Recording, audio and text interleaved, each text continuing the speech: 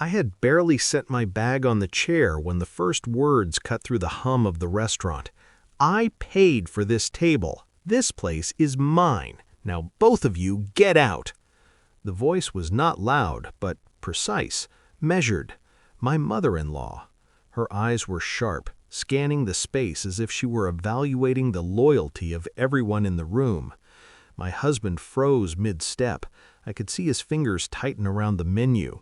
The couple at the next table glanced over, unsure whether to intervene or pretend they hadn't heard. I laughed nervously. "Just a joke," I said. My tone wobbled more than I expected. My mind raced through all the possible ways to smooth it over.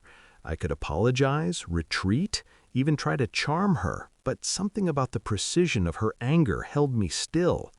The silence that followed felt thicker than her words. My chest tightened, my stomach sank. I had imagined awkwardness, maybe a quiet disagreement, but not this exact formalized assertion of ownership, as if she had written a deed to the table in invisible ink. I could feel every eye on us, not judgmental exactly, but cautious, waiting. I glanced at my husband. He opened his mouth, then closed it. I understood. He didn't want to inflame her, but he also didn't want to concede. Neither did I.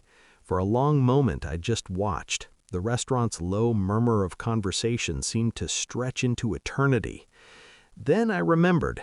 I had reserved the table, paid for it, confirmed it with the host. All the facts were on my side. I didn't speak. I simply touched my napkin and unfolded it carefully.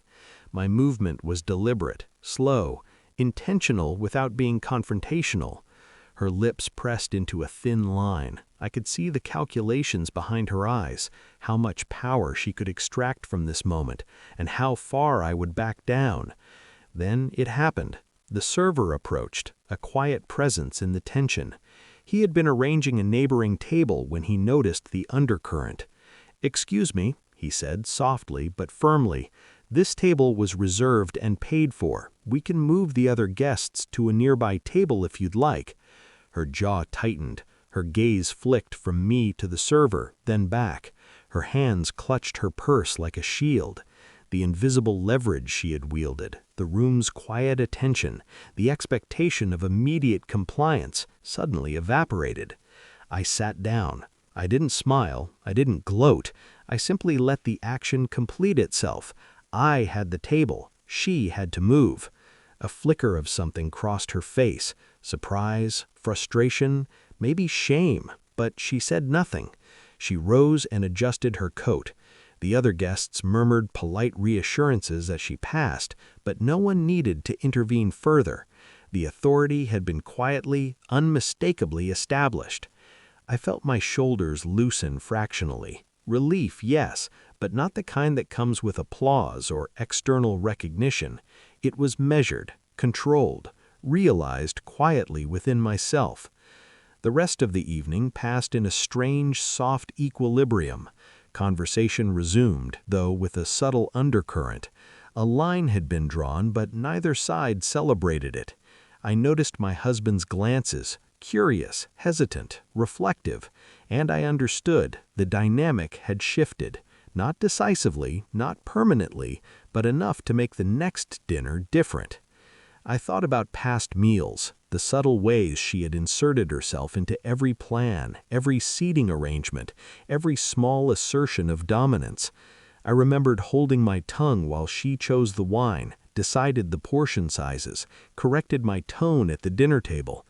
And yet here, in this small, ordinary restaurant, the scale had tipped, without theatrics, without vindictive maneuvering, without drama. By the time dessert arrived, the tension had faded into a quiet coexistence. MIL's eyes were still sharp, still observant, but her immediate challenge had ended. She was no longer in control, not in that moment. And I had remained calm, reserved, strategically silent, but present. The simple act of sitting, staying, and letting authority confirm the facts had done what no argument could. I thought about the meaning of boundaries in family life, how they can be invisible, easily disregarded, yet essential. Tonight I had set one, not by raising my voice, not by confrontation, but by measured patience, restraint, and the subtle alignment of social and procedural authority. As we left, the night air cool against my face, I noticed MIL's tight smile. It was polite, restrained, a mask she had worn countless times before. Inside, I imagined the calculus turning again, planning, preparing, and I felt no fear, no elation, just a calm certainty. I had held my ground, quietly, deliberately.